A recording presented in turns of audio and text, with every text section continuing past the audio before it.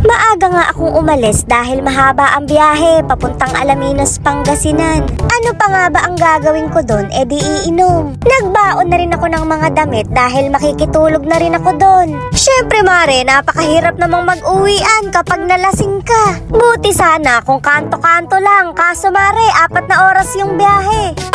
Hindi pa nga kami nag-aalmusal kaya nagkape na lang ako. Kawawa naman yung atay ko, mapaprank. Mamaya kasi puro alak na. Pati atay ko, niloloko ko. 4 na oras nga kaming nasa biyahe at nakarating na din kami. Bago ang inuman, kainan muna, estimating. Akala ko nga may nawawala ng asawa sa kabilang kalsada, si Mare pala. Shoota Mare, hindi ako ang kabit. Pumasok na nga ako sa loob dahil magi-start na yung meeting. O diba kahit inuman pinagmimitingan na. Nasa loob nga yung mga hinebra at medyo kinabahan ako. Sa mga boss pa talaga ako tinabi. Patay na naman ako nito kapag magbabayaran na. Malalaki sigurado yung share nila at mahihiya yung 20 pesos ko sa wallet. Ang hirap tuloy kumain ng marami. Dumating na nga yung pagkain at sa harap ko agad inilagay. Kung sino pa pinakamababa ang i-share, yung papapaunahin yung kumain. Tama attitude. Masarap nga daw ang bagong dito sa Pangasinan kaya itatry ko. Halagang 20 pesos lang yung kukuhanin ko para walang sumbatan. Mahirap nang masumbatan mare kapag bayaran na mamaya.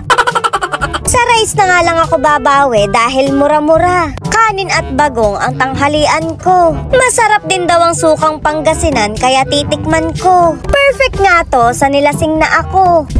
Nilasing na hipon pala mare. Nung una nga binabalatan ko pa yung hipon pero hindi pala ganon. Kakainin mo pala pati ulo. Kaya sino ngayon ang magsasabi na tapon ulo ang hipon? Lilingon-lingon nga ako dahil gusto ko pang kumain. Hindi ko maintindihan kung bakit ngayong araw inaatake ko ng hiya. Walang hiya naman sana ako. Nag-aabu-abutan nga ng pagkain pero lumalagpas pagdating sa akin. Nag-uusap na nga sila boss ng about sa business. Syempre tahimik lang ako at hindi naman ako nakaka-relate. Usapang mayaman at business yan. Nung huli nga mare, nakikitawa-tawa na ako. Naalala ko kasi may business din pala ako. So feeling ko naman nakaka-relate na ako dahil meron akong business na gin palamig. Tapos na nga kaming kumain ng mga ka-business meeting ko. Shoota mare, paglabas ko merong mga nakasupot. Pinag-sharon nga nila ako at medyo na-offend ako. Bigla na lang kasi silang nagdesisyon na ipag-sharon ako. Nakakahiya sa mga tao at lalong-lalo na sa mga boss. Napakadami-dami nitong pagkain, iisa lang naman yung katawan ko. Anong akala nyo sa akin? Palaging gutom. Diyan na nga kayo at ire-ref ko pa to.